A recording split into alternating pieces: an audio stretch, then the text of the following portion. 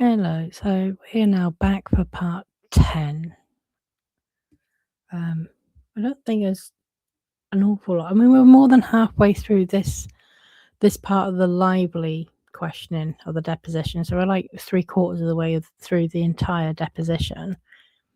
So I don't think there's too many more episodes to have to do on this. So we left off, they just come back and they were asking about Jenny Slate's concerns and who told Justin about them. So, and his answer was Ange Giannetti and Alex Sachs. Okay. So Ange Giannetti, they confirmed Ange Giannetti had spoken to Justin over the phone about Jenny Slate. Then Gottlieb's asking, how about Miss Sachs? Justin, phone. Okay, what do you recall about Miss Sachs telling you about Miss Slate's concerns? I recall her having lunch with Miss Slate and saying that Miss Slate, she listed a few things. She said Miss Slate had not appreciated the recording that I had made during pre-production with her and Miss Lively. She had not appreciated a comment that I had made on set regarding her wardrobe, something she was wearing. I believe she also said that Miss Slate didn't like that I was interacting with the fans outside. There were a lot of fans when we were shooting, and then on certain breaks, I would go and just say hi to them because they were out there all day. And if I recall correctly, she was saying to Miss Sachs that she didn't want to be asked to go out to do that as well because she was a private person. So she was asking to not interact with, to be asked to interact with the fans. Has she even got any fans? I don't know if it was Alex or Ange who told me that she had felt the set was too huggy or uncomfortable or whatever. I know huggy was a word that was used because I remember the word. That's the best of my recollection at the moment. So between Miss Sachs and Miss Giannetti, you were told that Miss Slate thought the set was too huggy, yes? You asked me about just Miss Sachs, so I was just answering for Miss Sachs. I thought you just said you weren't sure if it was Miss Sachs or Miss Giannetti that said that. Oh no, I thought your original question was to recount what Miss Sachs told me. If I misheard that, that's fine. I thought you were breaking the two up. Did Miss Giannetti's description of Miss Slate's concerns differ in any material respect to you? Superior objects. Slightly. In what way? I specifically recall, to further answer your question, it was a FaceTime with Miss Giannetti. Okay. It was not a face call. So a FaceTime with Miss Giannetti, what do you recall that's different? What's different is Miss Giannetti had told me that she had asked Miss Slate if she wanted to file a report, if she wanted to do something with it. That was not something that Alex had said anything about, to which Miss Slate had said no. Miss Giannetti had also said on that call that when Miss Slate said that I had commented on her wardrobe and used the word sexy, that Miss Giannetti asked if she felt it was sexual or if I was hitting on her, and she said no, it wasn't sexual, she just didn't appreciate it. Not sexual. There's not really sexual harassment. That's how, in my recollection. Oh, and I believe it was from Miss Giannetti that I heard that Miss Slate didn't appreciate the way that Jamie or Mr. Heath had offered to pay for her additional housing as he was talking about the sanctity of motherhood. And I wasn't there, so I don't know, but she didn't like that, I guess. And so before, when you were testifying about what Miss Sachs told you, you had mentioned a comment about a wardrobe. That comment about a wardrobe included the word sexy, correct? And your testimony is that that comment was about the wardrobe choice. I don't think that's what I said. Okay, we'll get back to your description of that in a minute. Am I correct in response to receiving this information from Miss Sachs and Miss Giannetti, you sent a message to Miss Slate? Well, this was the first I'd heard about it. Miss Slate had not come to me directly, and I felt terrible and I wanted to apologize, but I also didn't want to burden her with that or make her uncomfortable. And so I thought it would be best, based on the kind of power dynamic and the awkwardness of it, to actually send it to Alex so that I didn't have to force her to accept my apology or anything. So I was just trying to be respectful. So yes, I sent Alex a message to send Miss Slate. You didn't want to make Miss Slate uncomfortable by sending her a message directly? Yes. And that's because you understood that Miss Slate was already uncomfortable in certain respects? Superior objects. Well, I understood that she had shared that she had not appreciated some of my behaviour. As soon as I was aware of it, I didn't want to add to that in any way, so I wanted to send it to her so I didn't create any more discomfort. Any more discomfort? Superior objects. Yes, correct. Okay, and you were also informed about Miss Lively's discomfort as well, correct? Objection. Not from Alex Sachs. From who? Ange Giannetti. Let's bracket that and come back to it. Let's continue on Miss Slate for a moment. Okay. I want to show you a document. This will be Exhibit 26. Mr. Baldoni, you've been handed what's been marked as Exhibit 26. And this is a text exchange between you and Alex Sachs. Is that correct? It appears to be. The date is May 30th, 2023. Is that correct? May 30th, 2023. Yes. Okay. Do you see at the bottom of page 31948 at 9:46 p.m. you asked Miss Sachs if you can send your notes to Jenny and Blake? I do. And then do you see on page 31949 you send 2 draft notes to Miss Slate and Miss Lively? I do. You send them to Miss Sachs, draft notes to? Yes. To Miss Slate and Miss Lively? I send them to Miss Sachs, yes. Okay, and in the note to Miss Slate that you're asking Miss Sachs to send, you say, I recognise the last few days of filming have been difficult, but I wanted you to know that the work is really great and I'm excited for what we're creating. Were you being straightforward and truthful when you said that the last few days of filming had been difficult? Yes. I said, first off, thank you for putting you all into the film. And then I said, I recognise that the last few days of filming have been difficult. So that was, well, it was. They were. Yeah, they were difficult. So I was being truthful, of course. Those few days have been challenging on the set. Every day on a movie set is honestly challenging, but those few days, yeah, there were a lot of big challenges those few days, production-wise.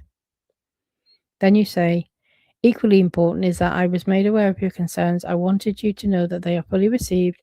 I hear you and adjustments will be made accordingly. And your reference there to your concerns, are those the concerns that you had just listed out to me, that you had been relayed from Miss Sachs and Miss Giannetti? Correct, the ones involving myself, yes. Are there any other concerns that, as you sit here today, you can think of that you could have been referring to, other than the ones you just testified about? Specifically, I was answering your question as it related to Jenny Slate. So if you're talking about concerns in general, what I'm talking about is your reference here to your concerns. And all I'm trying to understand, sir, is if, other than what you just testified to, there's anything else you think about, anything else that you can think about that you were referring to when you wrote your concerns. Superior objects. I would go back to a previous question, and then I would include a concern that wasn't, I don't think, mentioned to me from Alex. But if you're asking me if I was inferring anything, there was an instance that happened with Miss Lively as well on set, where I also used the word sexy in relation to wardrobe that Miss Slate was there for. So I would lump that into the overall concerns. And you know that Miss Slate was concerned about that comment as well to Miss Lively? Miss Slate and I had a conversation with Miss Lively about that comment. Okay, and Miss Slate told you that she did not appreciate or feel comfortable with that comment? I don't believe those were the words she used. What were the words she used? I believe I don't have the exact words, but it had to do with, in general, it's like we are, the collective, we are saying, we are staying away from using, sorry, it's an ice cream van.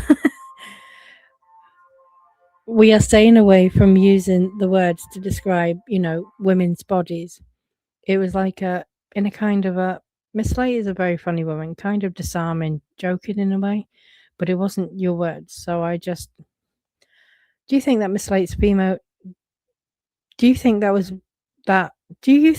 was Miss Slate's female gaze? Objection. Do I think her words... Objection to describing her wardrobe as sexy would constitute her female gaze on that particular situation. Shapiro objects. Yes. Did you have a different gaze from your male perspective? I don't know if it's possible that I can have a different gaze as a male. I'm sorry, I don't know what you're asking. No, neither do I. So, Miss Slate, not you, would know from the female gaze the impact of having somebody say that you look sexy in a piece of clothing. Objection. That's not what I said to Miss Lively, but absolutely Miss Slate would have a female gaze and I would not. Would Miss Lively have one? As I said earlier, so long as Miss Lively identifies as a female, she would have a female gaze. Okay. Do you see, were any of the concerns that were reported to you by Miss Slate provided to anyone in HR at Wayfarer Studios? To my knowledge, no. You did not report any of the concerns that Miss Slate had raised with you to anyone in the HR department at Wayfarer Studios? I did not. Do you see that you have also written a note to Miss Lively here? I have. And you essentially use similar language here with respect to Miss Lively's concerns, is that right? Yes. You say, I want you to know that I've been made aware of your concerns and I hear you. They are fully received and adjustments will be made imminently. Do you see that? Yes. And you say, the dailies are looking wonderful, and while the last 2 days were tough, I assure you that your work was fantastic. Do you see that? Yes. And you say, I truly believe you are creating one of your most honest performances that will have a long-lasting and powerful impact. Do you see that? I do. Were you being dishonest when you wrote this to Miss Lively? No. Do you believed all of that? Yes. You did not believe that as of May 30th, 2023, that Miss Lively's concerns had been fabricated? Shapiro objects. The concerns, well, I don't think we've talked about her concerns yet, but the concerns to which you are responding here when you say, I've been made aware of your concerns and I hear you, they are fully received and adjustments will be made imminently. With respect to those concerns that you're saying that you've been made aware of and they are fully received and adjustments will be made imminently, those concerns were not fabricated, right? Objection. No. You believe Miss Lively communicated those concerns to you let me strike that. You believe that Miss Lively communicated those concerns in good faith. Shapiro objects. I believe the primary concern, also being COVID, the reason that I was told she called Aunt Giannetti is a very valid concern. I was made aware of that she also didn't appreciate the use of the word sexy, but also that I apologized in the moment, and in her own words, we were good because we had actually discussed this person afterwards. The majority of the concern we had actually discussed this in person afterwards. The majority of the concerns that I took seriously had to do with the way that the set was being run. She was very adamant when she spoke to Sony about the firing of the first AD. She wanted a change. So it was my understanding that the majority of the phone call with Miss Giannetti had to do with COVID and the firing of the first AD. And those were the concerns that I can recall being aware of, which I do not believe were fabricated, and she had every right to feel the way she felt, including her concern with respect to your use of the word sexy. God. She has every right to feel that way about the word, but that was something that we worked through immediately on the spot. And I appreciate that. But to underscore the point, it's your testimony as you sit here today that Miss Lively's concern with respect to your use of the word sexy, that wasn't something she made up to take control of the film, right? Shapiro objects. I do not believe she made up the instance where I used the word sexy to describe specifically her wardrobe. No, I don't. And Miss Slate's concerns were not made up so that Miss Lively could take control of the film. No, I also can't speak to what Miss Lively's intentions were at the time. I want to show you, did you ever talk to Miss Slate after sending this message? Did you ever talk to her about the situation or her concerns directly? I didn't feel it was appropriate to put her in that situation. So from that point on, I gave her high fives and complimented her on her work and didn't hug her and never used the word sexy again. I want to show you a document. I will mark it as Exhibit 27, which is a text message dated May 27th between Jenny Slate and Josh Pearl. Take a minute to read that.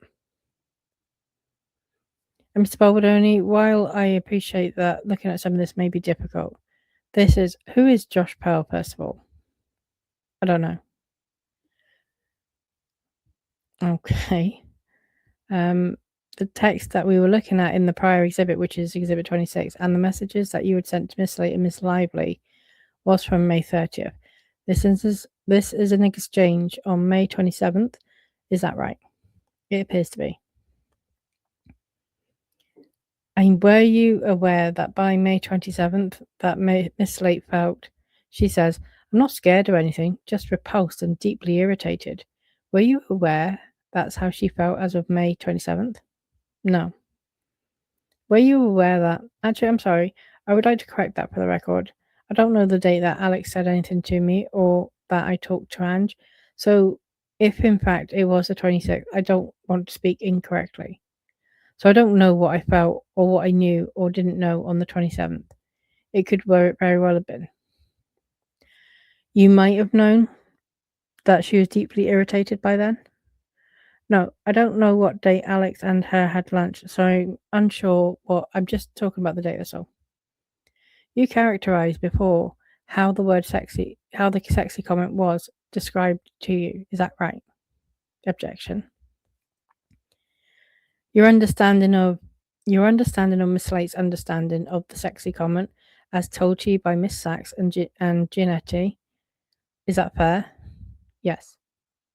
Shapiro objects. Okay, do you see at 10:24 Miss Slate characterizing that comment in her own words? Yes.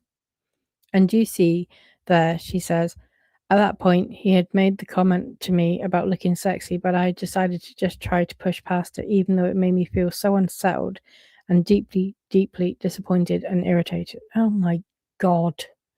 Is this the same Jenny Slate that takes pictures and videos of herself in her underwear in her apartment?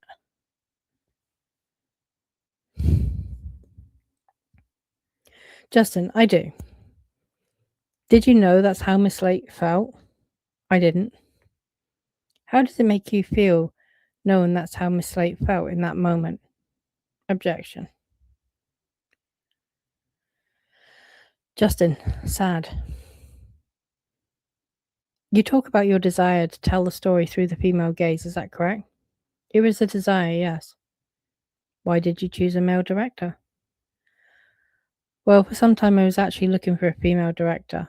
I went back and forth from the very beginning of if I should direct or not. Originally, I had optioned the book to direct it, and that was the original plan. And that was back in 2019 or so.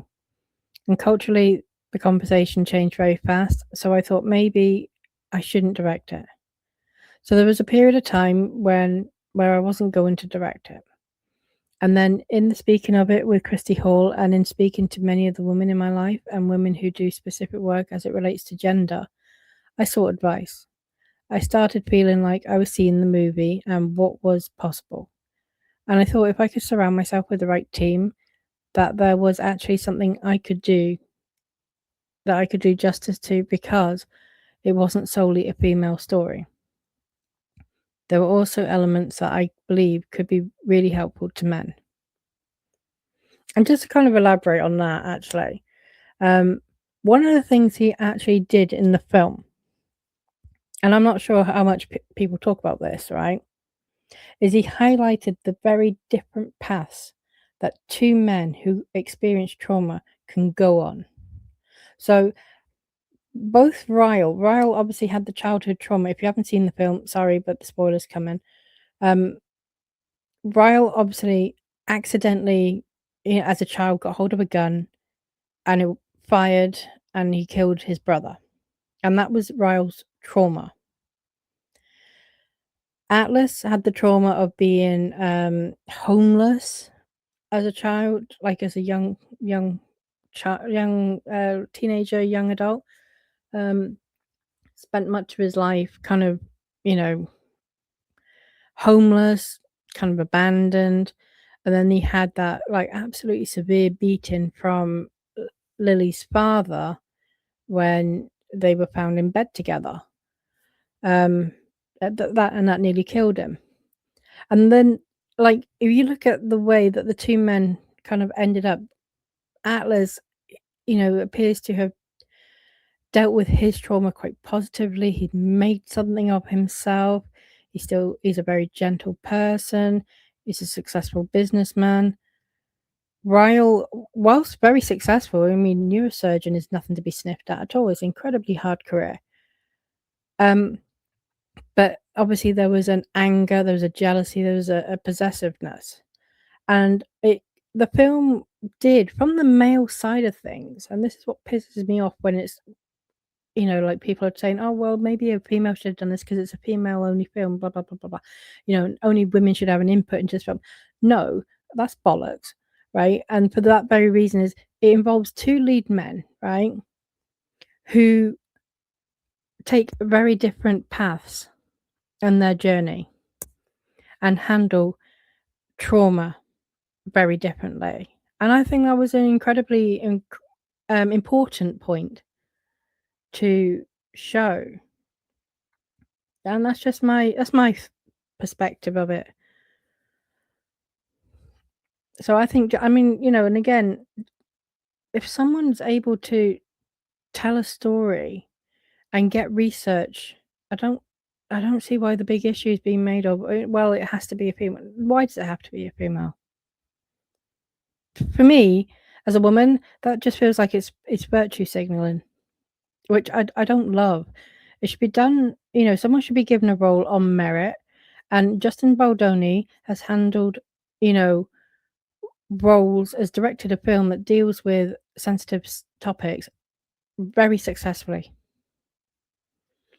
And I actually was piqued. My interest was piqued personally as someone who's experienced domestic abuse.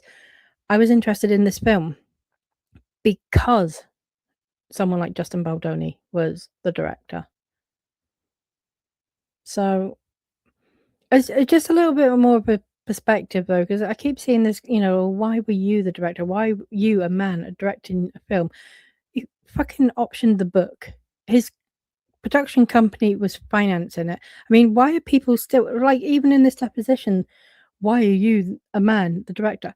I don't understand why people are questioning his creative decisions like that. What right do people have to be questioning and almost sexist about it as well?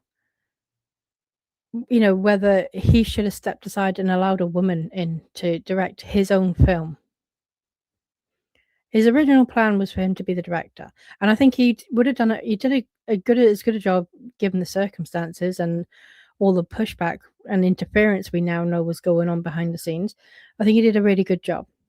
I have kind of honestly said there are points of the film which are just, completely ridiculous in terms of domestic abuse. She left the relationship like straight away. How? That does not happen in reality. If you've just met, maybe. When you're married, no. But she managed to leave. Not just leave, she actually went to stay with her first love. That's very unrealistic. So, yeah, I've got strong emotions, but, I do think that I love the concept. I would love to see what Justin Baldoni's own cut would have been. Because I think it would have captured the reality of what many women experience. I mean, you only have to look at this complaint, Blake Lively's complaint, to see what she constitutes as harassment and abuse. The bar is so low. It is so low. She literally thinks that a guy calling her great big, puffy jacket sexy, or no, sorry, her onesie sexy. She thinks that's enough, and that's sexual harassment. And here we are with this huge lawsuit. So she clearly does not understand domestic abuse, is what that tells me, and does not, appreciate the very real struggle that women do go through every day. Justin Baldoni has been abused and did also approach survivors and a domestic violence charity. So, when you weigh up like whose version of the film would have been more realistic and better to tell the story of many women and men, some men as well. Yeah, Justin Baldoni all day, every day. Okay. Right, okay. Oh yeah, so Justin continues. So ultimately, because I had the rights to the film, and it was ultimately my decision, and in consultation with my friends, my wife, and team, ultimately I believed in myself enough to take on that role. I love that he has just said that. It needs to be said. Gottlieb, you thought you were the best person to direct this film? At the time I did. Did Colleen Hoover ever tell you that she wanted the director of It Ends With Us to be a female? My recollection from the very beginning was that Colleen Hoover knew I was going to be directing this film. That's why she gave me the rights. And that's true. So my question is, at any point in time, did Colleen Hoover ever tell you that she wanted the director of the film to be female? She doesn't get to, unless that's written into a contract, she does not get to dictate those kind of terms. Justin, I don't remember a conversation like that. It may have happened, but I feel like I would remember. Okay, do you recall ever having a conversation with anyone where they told you maybe the director of this movie should be a female? I think during the time that I was just discussing, there was big shifts culturally, yes, which is why we were looking for a female director for quite some time. Okay, but ultimately you decided you were better positioned to tell the story. Shapiro objects. I wouldn't characterize it that way at all. Do you recall ever saying to Brandon Sklenar on film set something to the effect of, I have to tell you something, but I don't want to get cancelled or lose my job. You can't say anything on this set anymore. I have heard that in someone else's testimony, and that is not something I said. That is also not the way I speak. Whose testimony did you hear that in?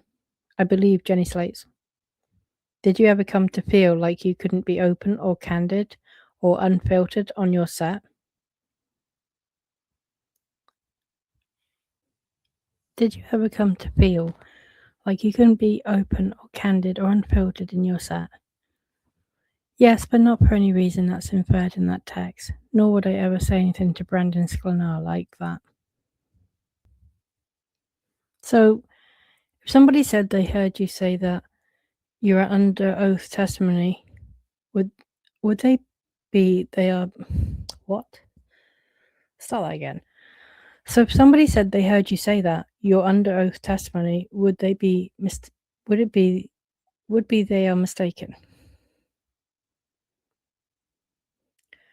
My under oath testimony is that I don't believe I ever said anything to that effect to Brandon Sklenar. Did you say to Miss Slate when you made the sexy comment that you could say that because your wife was there? Shapiro objects. My recollection of the sexy comment was that it was all kind of said in one sentence. And what was the one sentence? Miss Slate walked in. As director, I was doing whatever I was doing, getting the set ready. I looked over to her. She was wearing, I believe, black leather pants, which were designed to, I'm sure, look sexy. And without thinking, I said something to the effect of, "Oh well, those pants look sexy on you." If my memory if it serves me correctly, my wife was in the room nearby, and I think in my head I was like, "Oh, maybe I shouldn't have said that." And I say that as a married man with my wife in the other room, because I did not want it to come off in any way like it apparently did. So I was just, in that moment, it was just an instance where I said something that I was like, I probably shouldn't have said that. And I just tried not to make it super awkward and made a bad joke at the end of it. What you just described to me, I probably shouldn't have said that my wife's in the other room. Is that something you said out loud, or is that in your head that what you were thinking? Well, it was like an internal dialogue. Internal dialogue?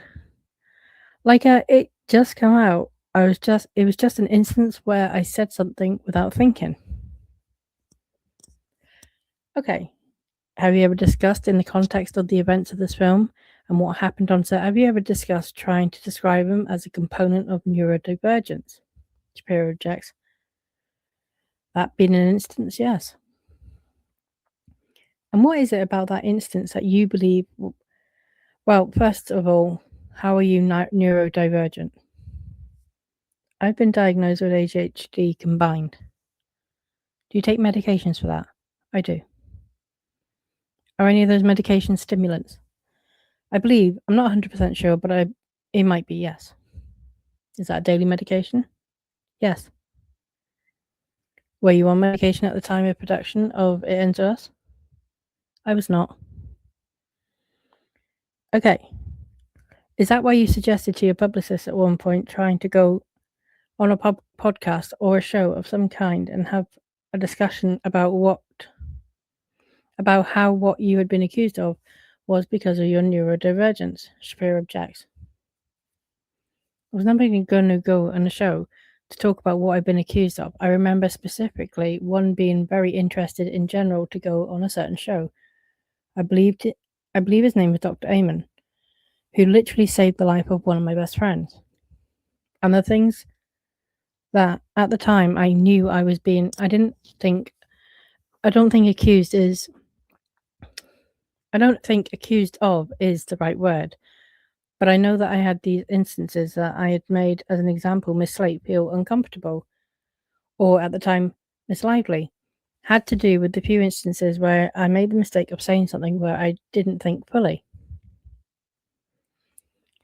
Is that something you describe of as impulsive speech?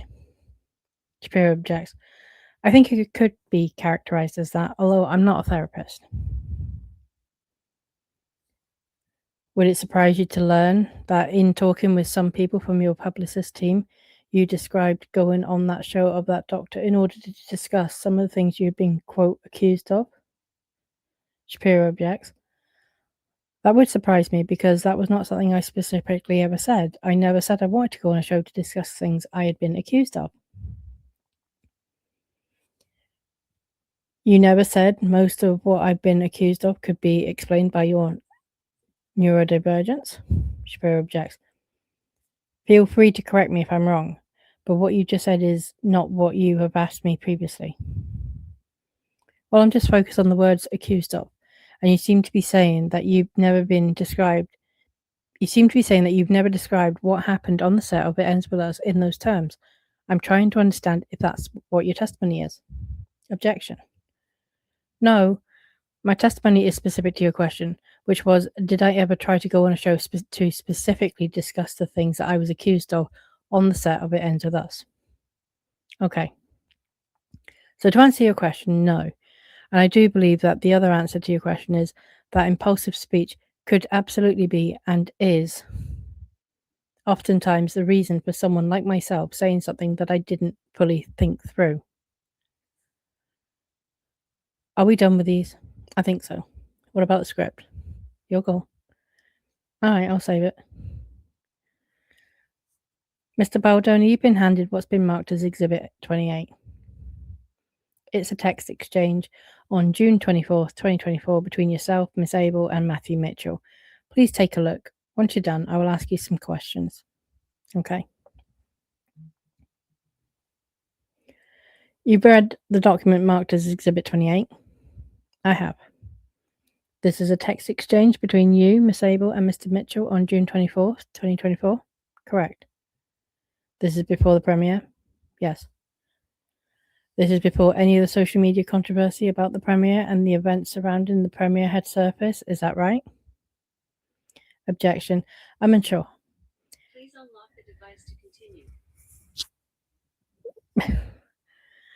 And you write at 12:52 on the 24th to this group that you're thinking about the Dr. Amen. Is that Amen or Amen? I think it's, I don't know. Amen. I'm just going to go with Amen because I don't know. We'll use Amen. You want to do the Dr. Amen show? You say, with everything that's going on, I want to have an offensive move showing my neurodivergence and some of the attributes that come with it so that I can start talking about it. Most anything that I've been accused of is social awkwardness and impulsive speech. And I think me sitting down with him and just looking at my brain and talking about some of those things will be helpful for me. Do you see that? I do. You wrote that? I did. What had you been accused of as of June 24th, 2024? So what I put in quotes there is because I haven't been accused of. That's why I put it in quotes. So there was nothing I'd been officially accused of, hence the need for quotation. I believe by this point I was made aware of the unfollowing, and something that I've been working on over the last year and a half in therapy was my neurodivergence and a lifetime of being undiagnosed and the suffering that comes along with that. And so what I'm suggesting here is, first of all, the Dr. Amen show had reached out to me independently, and I had been wanting to do it because it's very expensive to get the brain scan done, and they were offering it for free, number one. In some way, I think I was justifying why to do it with my team. And I also thought it would be really helpful, as I have done with everything else in my life, to use my own experiences and shortcomings, or in this case, neurodivergence, to help other people feel seen. So, yeah, it would have been helpful for me to sit down and have him scan my brain and tell me specifically what is going on. Your testimony is that when you wrote this at 12:52 p.m. on June 24th, that when you said anything I've been accused of is social awkwardness and impulsive speech, you were referring to a null set. Shapiro objects. Justin, I'm sorry?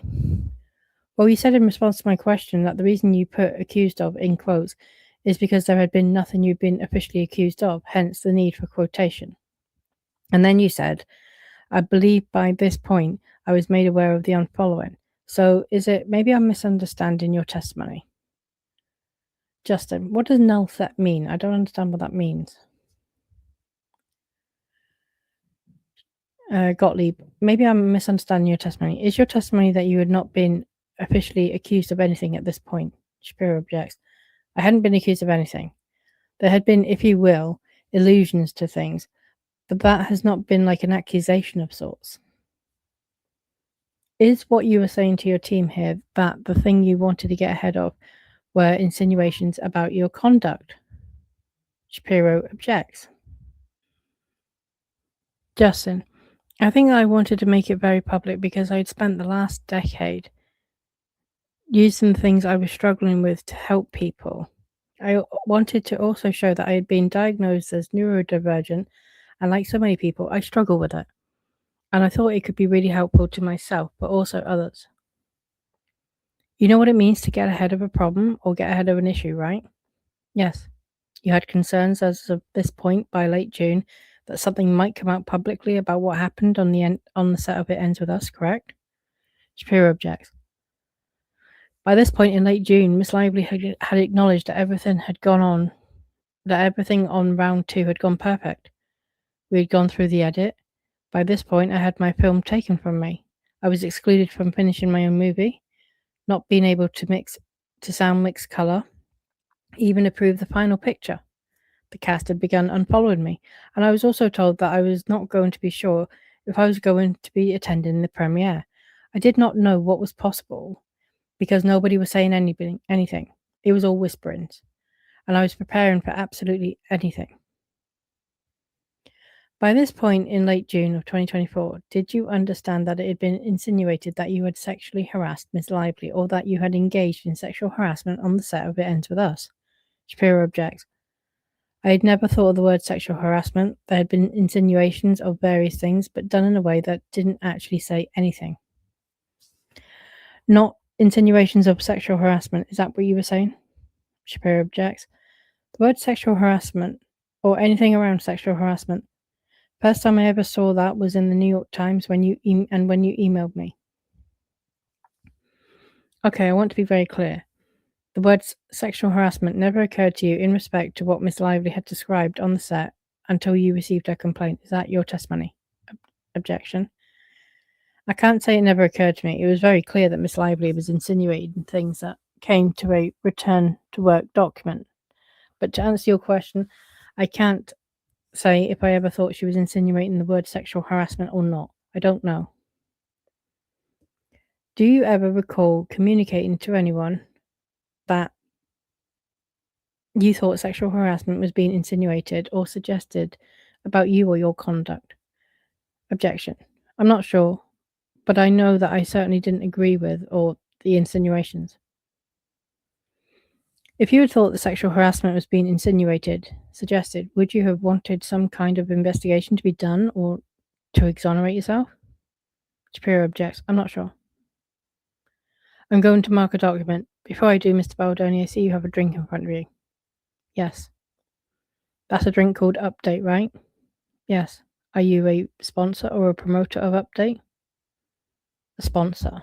Yeah. What do you mean by sponsor?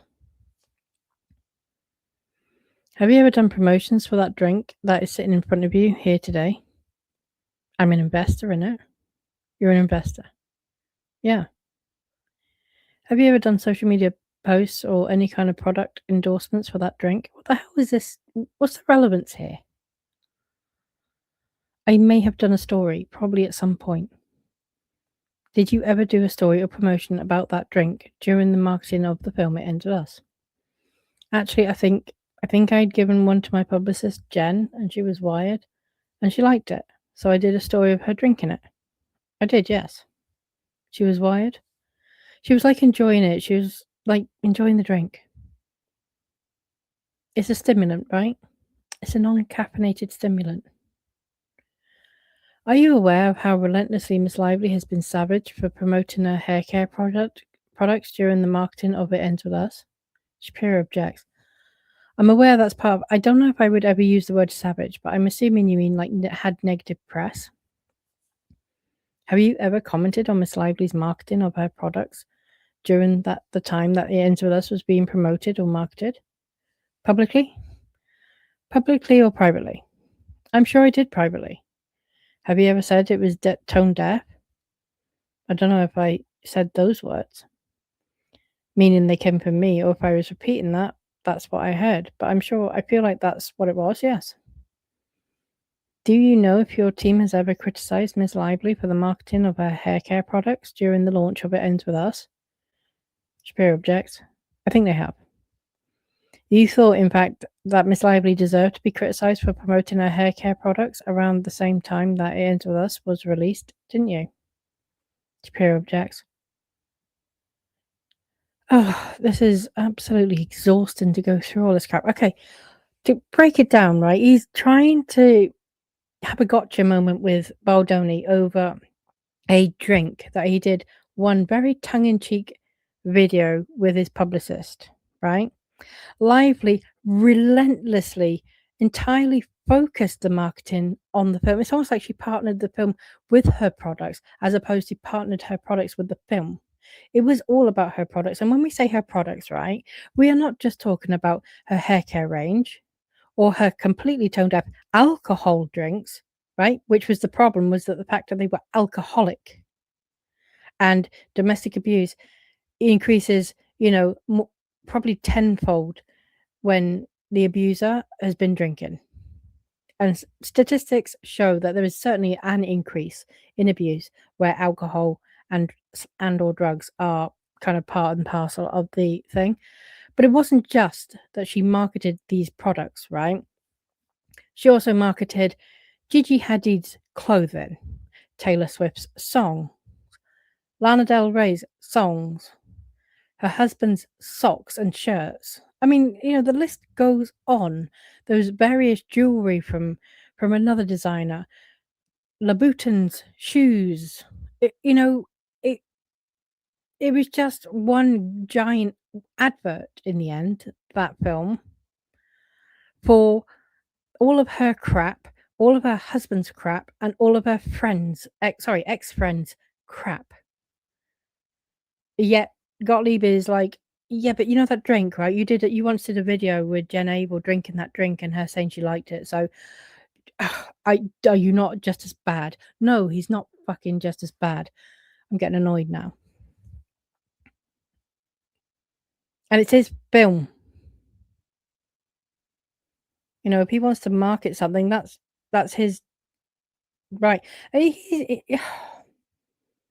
I mean, it's tone deaf of Gottlieb to even be going down this line of questioning in many ways, because if he can't appreciate the difference, like, people were a bit like, "Ugh," you know, were a bit kind of icked out by the hair care products and the Friends apparels and songs and stuff. It was the alcohol that people took offense to, the alcoholic drinks. Had she just left that out, I really don't think she would have had half of the backlash that she had. But the bulk of that backlash was because she marketed alcoholic drinks with a movie about domestic abuse, and if Gottlieb is failing to read the memo on why that is a problem, then I don't even know what he's doing representing someone who is alleging sexual harassment.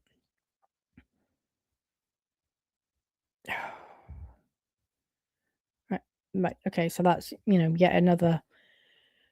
This is like therapy, reading these things it's almost like therapy. Okay. So Shapiro objects, right, to the suggestion that I'll read Gottlieb's bit again. Sorry, I would go off on a tangent, and I feel like I have to, double back and go, right, okay, let's just remind ourselves where we are.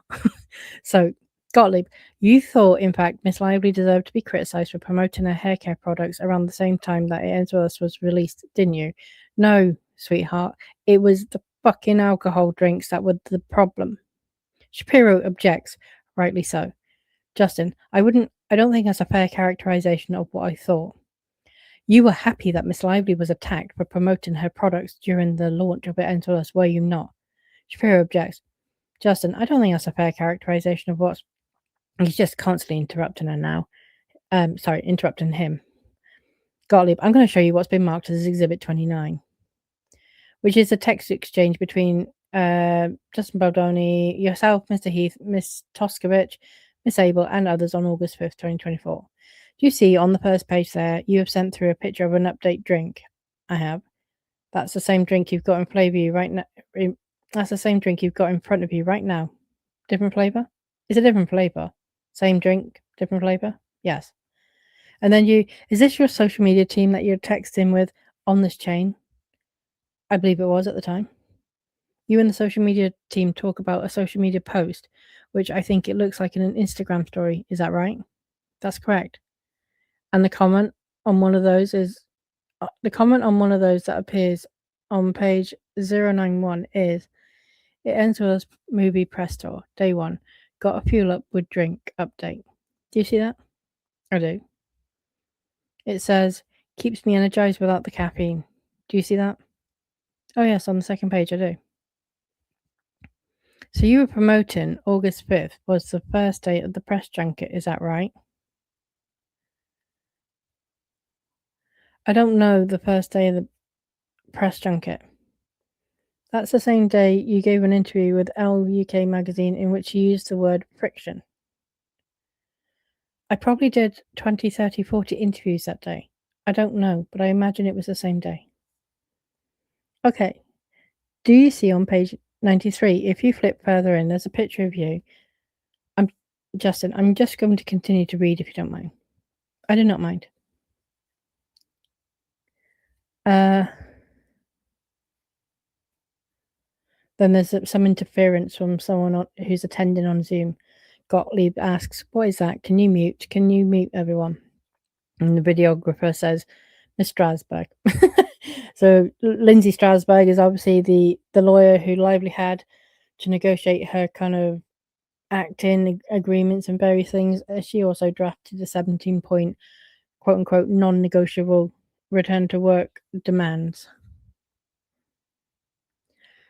So Gottlieb, you can turn back to page 93. At the bottom, do you see a picture of yourself there? I do. I think I recognize that hotel. It's a hotel in New York City you're standing in? Yes. I like that hotel. Gottlieb, I like that hotel. Right. Justin, me too. You've got a very good looking outfit on. What the hell is this? Where is this going? And in the caption, there are different brands that are tagged there. Is that right? Styling and grooming. Oh, yes. Yes. Do you see the different brands that are being for top, pants, shoes, watch, and necklace? Yes. And those are meant to be tagged in a social media post? Yes. To let people know what you're wearing, right? Yes, but they're not his products. That's I mean, Jesus Christ. We saw it with Brandon Sklenar with I can't remember a premiere that he went to um since this lawsuit where, he wore the brooch, the same brooch that Justin Baldoni wore at the premiere of It Ends With Us. And then there was a whole lot of chatter in amongst us kind of sleuths who were like, "Oh, is this a hat tip, like, of support towards Justin?" It turned out not to be. But, you know, in the kind of comments, it was, there was in the description of the social media post, it said who the designers were. This is very normal. And Gottlieb is kind of conflating this. I mean, Blake Lively didn't just market her own product, she marketed her husband's entire bloody film as well. She was cross-promoting Deadpool and Wolverine, though she also marketed his aviation gin. I mean, what the hell? I don't even know how we're getting to trying to conflate these two things as it being the same when they're not. Okay, Gottlieb, to let people know what you're wearing, right? Yes, that's pretty standard during the promotion. Well, that's fairly standard when you're wearing clothes, movie star, promoting a film, to let people know what brand you're wearing. Because designers give actors clothes literally for premieres and red carpets to promote, to advertise, to be walking adverts. Justin, this was fairly new to me, but I believe it's standard for movie stars.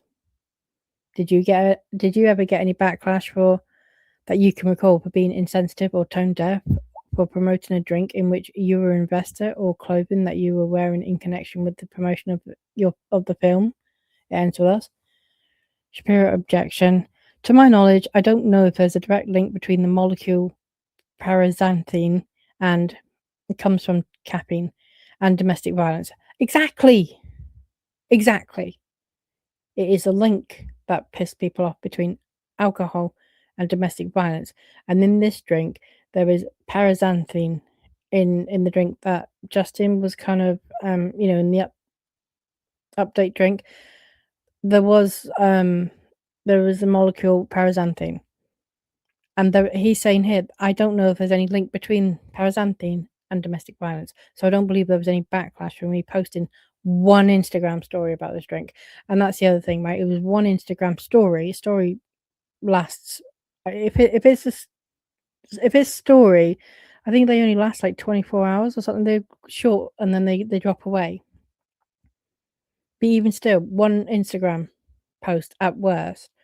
Whereas Lively just absolutely battered everyone with her alcohol products. She even, took a shot at the UK's beloved Princess Kate with her alcohol products while Kate was undergoing cancer treatment.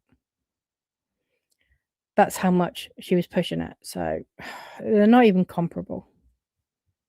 I'm going to try and cool down a little bit now but this shit annoys me. Gottlieb, I will move to strike that as non-responsive. No, it's not non-responsive.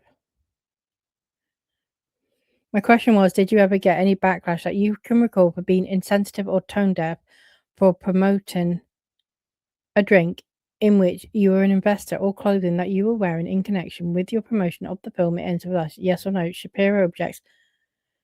Justin, I'm not going to answer the question the way it was framed. Gottlieb, you have to. It's my deposition. Shapiro, objection. Mr. Heath, just answer it how best you can. Gottlieb, he's Mr. Baldoni. Shapiro, sorry. And then Jonathan Back pipes up. He should answer it too. Justin, who am I? Can you ask it again? Gottlieb, it's a yes or no question. Do you recall ever receiving any social media backlash for your promotion of that drink on August 5th, 2024? I don't recall any backlash to me posting about update. Do you recall any backlash for you tag Hua, Manolo, another brand, David Yerman, in connection with this picture that was posted on August 5th, 2024? I don't recall any backlash specific to my outfit or the text, no. Can you ever recall anyone telling you that they thought this that can you ever recall anyone telling you that they thought doing this, nodding to products in connection with a very serious movie, was insensitive or tone deaf? Shapiro objects. Justin, no. Is that gendered? Shapiro objects. May I answer the question? It's the reason I asked it. Shapiro, objection to the commentary. I don't believe it's gendered. All right. Gottlieb. All right, we've been going for a while. Why don't we go off record? Okay, so they go off record and then they come back. Gottlieb, what character did Isabella Ferrer play in the movie? She played young Lily Bloom. Was young Lily Bloom under the age of 18? The character was under the age of 18. That's what I meant. The character, young Lily Bloom, was under the age of 18 or supposed to be depicting someone under the age of 18. Correct. Was there a sex scene involving young Lily Bloom? Yes. Did you attend Miss Ferrer's deposition? Parts of it.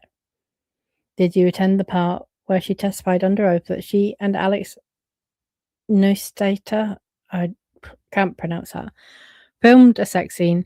You went up to them and said, I know I'm not supposed to say this. I know I'm not supposed to say this, but that was hot.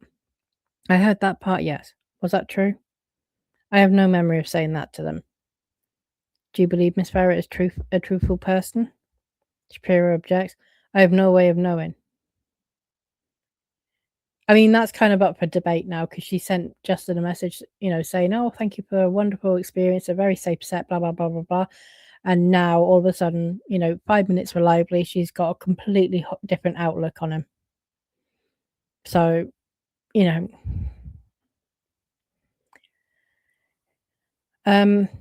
Gottlieb, if you said that, could you understand how Miss Ferrer would be taken aback or upset by that comment? Shapiro objection.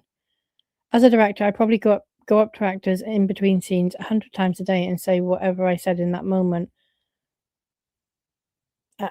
No, go up to actors in between scenes 100 times a day, and whatever I said in that moment was attempting to make them feel good about what they just did and comfortable. I don't think the context of the way I said it was offensive at all. Okay, did you ever do any writing on the script during the period of the writer's strike? That is when the majority of the changes were made, yes. Including changes you made? Yes. Did you ever ask while you were making changes to the script during the strike to have your name removed from the draft of the script? Shapiro objects. On the contrary, I remember thinking that I should put both my name and Miss Lively's name on it, and then I was told that we should probably have it removed and in place put Ange Gianetti's name. And you did that? Shapiro objects. Yes. And the reason for doing that, and you have a very good memory, the reason for doing that was to show solidarity with the strike. Is that right? Objection. I don't believe that to be the reason. Would you be surprised if there was an email where you said that the reason for taking your name off the script was in order to show solidarity with the strike? Shapiro objects. I don't know if I'd be surprised by anything at this point. That's not one of the documents you reviewed in preparation for, Shapiro objects, your testimony today? Shapiro objects. I'm not allowed to comment on the documents that I reviewed. You are allowed to comment if it was a document that you reviewed in preparation for your testimony today. Shapiro. No, I'm instructing you not to reveal what, if any, which, if any, documents you were shown by your attorneys, which is protected by the privileged work product. Justin, I'd be happy to see the document. Gottlieb, you're going to follow your attorney's instruction on that? I'd like to do that, yes. Did you ever cross the picket lines? I think every time I was on set during the writer's strike, I was crossing the picket line. Did you ever ask anyone else to cross picket lines during the writer's strike? We only asked people to cross if they were comfortable crossing. Is that a yes? Shapiro objects. I didn't personally ask anyone to cross a picket line, no. But Wayfarer Studios did? Shapiro objects. If they were comfortable. Shapiro objects. I would say that the production... It was very clear to everybody that if they didn't want to cross, they didn't have to cross. That was my understanding of it, but I wasn't in charge of that. Did you ever tell Miss Abel or Miss Nathan, who were out talking to the press, about Ryan Reynolds crossing picket lines and violating guild rules, that you yourself had crossed picket lines and violated the terms of the right strike? Shapiro objects. I don't remember ever saying Ryan Reynolds crossed a picket line. Did you ever mention to Miss Abel or Miss Nathan that at all that you had written on the script during the writer's strike? I think Miss Abel was aware that I wrote. Why do you think that? Because Miss Abel was aware that both myself and Blake wrote. I had told her. Did you tell her that you had also Wayfarer Studios had also asked people who were comfortable to cross picket lines to come to work? Shapiro objects. I don't remember a specific conversation with Miss Abel about that. We talked a little bit earlier about how a comment using the word sexy involving both Miss Slate and Miss Lively, right? Yes. The comment to Miss Lively, am I right, that occurred during the filming of the bar scene? The onesie bar scene, yes. The onesie bar scene. And is it correct that you made a comment to Miss Lively, her dress, and I'll let you characterize it, looks sexy or hot? No. What did you say? It wasn't a dress, so I was just answering your question. I didn't mean to say her dress, but it appears from the transcript I did. How would you characterize your comment using the word sexy? In a conversation where I was speaking to Miss Lively about her wardrobe as a director, I wanted to see the onesie because all the characters were wearing onesies. She had a large jacket on, and we were having a bit of a negotiation as I was trying to gently ask her to remove it. And like many conversations with Miss Lively, there's a back and forth that can go on for quite some time. And it got to the point where I believe I said to her that it looked hot, to which she replied earlier she thought she had said she thought it was cute, and that's why she wanted to wear it. And I had said it down the line, I had said it looked hot, and she said that's not what I was going for. And then I made a joke and I said sexy. She goes, not that either. And then immediately I paused and I said, I'm sorry, did I just cross a boundary? And Miss Slate shared what we talked about earlier, to which case I thanked them both. I apologized to Miss Lively again. And I was in the middle of, getting everything ready. I think at one point I let Miss Lively know that she had something in her teeth before filming, before we were getting ready to go to shoot. And then I came back later, 5 minutes later, before we started filming, and I thanked Miss Slate for what she had said. I said that was, I think, something along the lines of, that can't be easy. I wish you didn't need to say what you said. And I really appreciate you sharing that with me. And I apologized again to Miss Lively for using the word sexy as it related specifically to her character's wardrobe. Were the cameras recording when that exchange happened? The cameras for the movie? Any cameras. I believe there were some behind-the-scenes cameras filming, yes. Have you watched the video footage from that exchange? I have. Have you produced the video from that exchange, in this case to Miss Lively? I believe every single piece of video as it relates to the movie was produced from my attorneys. When did you last watch that scene, that recording? January, maybe? You didn't mention anything about missing the HR meeting? You didn't say anything about missing the HR meeting? Yes, I did, in response to Jenny Slate's kind of, as I mentioned earlier, joke. As she was saying, we don't say that anymore. I immediately responded and said, I guess I missed the sexual harassment meeting. Did you miss the sexual harassment meeting? Oh, God. Did you miss the sexual harassment meeting? That's why I made the joke, because I did not miss the sexual harassment meeting. All right, let's look at a document. This is a document that's been marked as Exhibit 30, another text exchange between Miss Sachs and Miss Giannetti on June 1st, 2023. And I'm really only going to be asking you, Mr. Baldoni, about the exchange on page 2028. Actually, sorry, there is a little bit of a carryover on 2027. I would still like to read the whole document if possible. I'm just trying to help direct your attention, so go ahead and read.